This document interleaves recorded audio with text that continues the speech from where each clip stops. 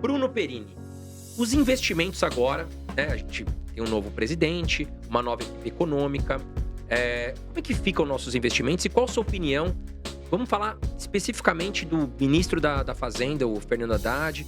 Na sua opinião, como é que fica daqui para frente os investimentos e o cenário econômico?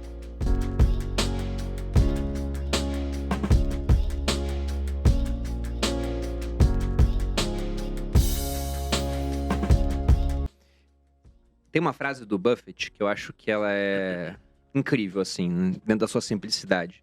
Ele diz que o para-brisa é sempre muito mais opaco do que o espelho retrovisor.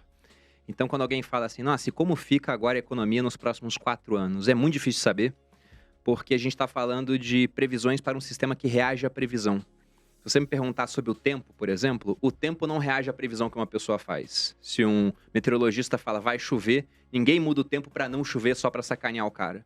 Agora, se a gente começa a fazer previsões de que certas coisas acontecerão na economia, o governo é sensível às previsões e vai tomar providência para que aquele tipo de coisa não venha a acontecer.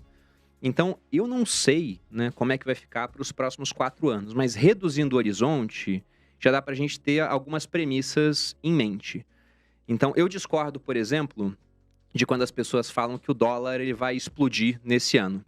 Não acho que isso vai acontecer nem nesse ano, nem no próximo.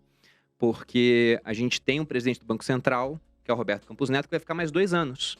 Só depois que o Lula vai poder escolher um novo presidente do Banco Central, mais alinhado em termos ideológicos, para fazer o que ele quer. Antes disso, isso não acontece. E aí, por conta dessa pecinha que a gente tem no Banco Central, já dá para ver alguma coisa do que deve se desenrolar, principalmente no ano de 2023 e parte de 2024. Que é o seguinte, se nós temos um presidente do Banco Central independente, ele só tem uma tarefa quanto à meta lá dentro. Ele não faz uma lista de metas que nem a gente. Ele só tem uma meta, a meta de inflação. E para colocar a inflação na meta, ele vai utilizar o instrumento que é a taxa de juros, a taxa base da economia, a nossa taxa Selic. E a gente já tem uma Selic muito alta. Tem um juro real gordíssimo hoje, né? Porque a nossa inflação está na casa ali de uns 5%, já querendo dar uma acelerada. Então, a expectativa que eu tenho é de manutenção de juros altos, já que o governo quer gastar mais, isso deve ajudar um pouco a inflação a acelerar. E esses juros altos vão segurar o dólar em patamares mais comportados. Não estou falando que o dólar não vai subir comparado ao que está hoje, mas acho difícil, por exemplo, o dólar bater R$6. Porque na hora que isso acontece, todo mundo que pode exportar alguma coisa vai querer exportar para ganhar o dólar em R$6. Tudo que pode ser importado também fica mais caro.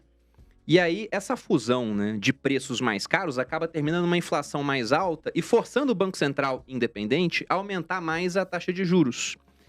E essa taxa seguraria o dólar num patamar mais tranquilo. Então, o que eu acho é que a gente não vai ver um dólar disparando. A gente deve ter um ano de juros bem altos, com taxas reais gordas. Isso é ótimo, por exemplo, para quem está com dinheiro em renda fixa, né? É muito bom. Só que essa taxa de juros, ela não vai poder ficar para sempre alta assim, porque senão ela acaba com a nossa dívida pública. Ela estoura a nossa capacidade de pagamento, né? A dívida vai estar crescendo muito. Só que quando essas taxas estão altas, não é oportunidade só em renda fixa, é oportunidade em tudo. O Howard Marks, que tem livros muito bons, né? Um gestor muito conceituado, o Warren Buffett fala que para ler o que esse cara escreve, ele costuma dizer que o mundo funciona por arbitragem. Então, muita gente gosta de juros baixos para ir para a bolsa nessa hora. Ele fala que, olha, a hora de estar na bolsa é antes, porque quando as taxas baixam, os preços sobem de uma vez e aí os retornos ficam comprimidos em ambas as partes. Quando as taxas sobem, os preços na bolsa baixam e os retornos ficam muito grandes em ambas as partes. Então, por mais que muita gente esteja querendo, sabe, abandonar investimento em renda variável no Brasil, pensando, não, esse governo vai acabar com bolsa de valores, eu acho que as expectativas estão tão pessimistas que os preços já estão muito baixos. Se a gente compara o mercado nacional com outros mercados, a gente é o mais barato dos emergentes, sendo que tem muito emergente em situação muito pior do que a gente.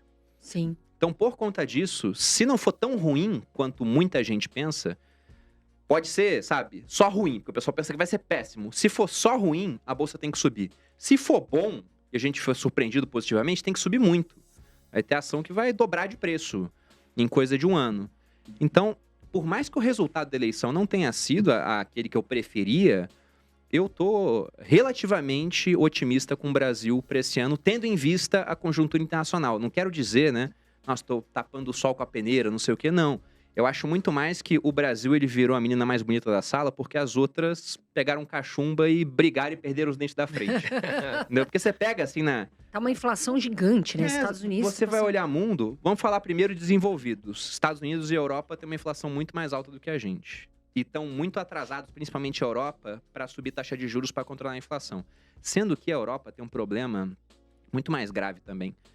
Porque aqui no Brasil, a gente está falando que se a taxa ficar muito alta, a gente continuar gastando mais do que arrecada, a dívida pública vai explodir alguma hora, passar de 100% do PIB. Na Europa já tem muitos países com mais de 100% do PIB de dívida. E era tranquilo enquanto a taxa estava em zero. Se a taxa começa a subir, e você tem um bloco lá muito heterogêneo, como a Alemanha, que é super responsável, mas tem outros países que não são assim, então começa a ficar um negócio meio esquisito. E além disso, parte da subida de preço que a gente viu na Europa é por conta da reflexo de pandemia ainda, aumento de oferta monetária, de dinheiro, mas também tem a questão energética. E subir taxa de juros não faz com que a Rússia libere 1 grama a mais de gás ou de petróleo para eles, né? Então, é um problema difícil de ser resolvido. Nos Estados Unidos é mais tranquilo. Eu acho que lá eles vão conseguir domar a inflação muito antes dos europeus, por exemplo. E que as taxas de juros vão começar a cair lá antes do restante do mundo. Agora, se você pega emergentes, você tem uma Rússia em guerra com a Ucrânia. Essa guerra não tem fim, né? Parece que não entra em acordo. Pode durar muito mais do que a gente pensa que vai durar. Basta pensar que quando os Estados Unidos invadiram o Iraque e o Afeganistão, muita gente falava que seria alguma coisa rápida, né? Poxa, Exato, o rápido, é muito longo. o Afeganistão ficou 20 anos, 2 trilhões de dólares gastos. E no Iraque tá até agora.